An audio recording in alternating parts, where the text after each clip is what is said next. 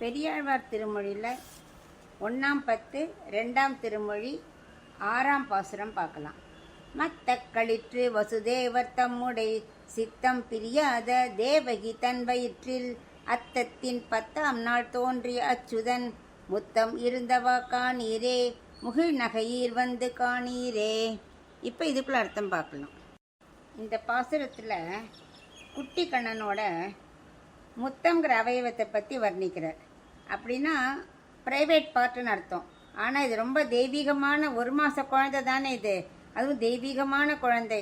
அதனால் இதை நம்ம உலகிலோடு ஒப்பிடக்கூடாது. பகவானோட திருமேனி எல்லாமே சுத்த தத்துவமயமானது, பஞ்ச உபனிஷத்துக்களால் ஆனது.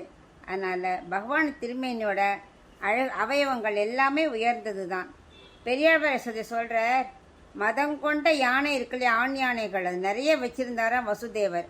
அவருடைய மனசை விட்டு நீங்காத தேவகியோட வயிற்றில் அத்தத்தின் 10ஆம் நாள், அதாவது ஹஸ்த நட்சத்திரத்துலேருந்து 10ஆம் நாள் அப்படிங்கிறார்.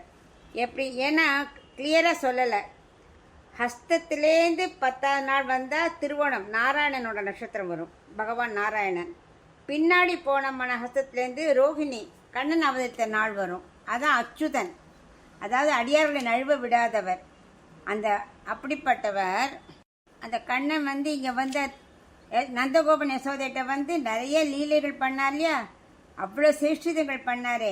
அப்படி செய்ய வந்த குட்டி கண்ணனோட முத்தத்தை காண வாருங்கள், புன்னகையோடு இருக்கும் கோபியர்களை வந்து பாருங்கள் அப்படிங்கிறார்.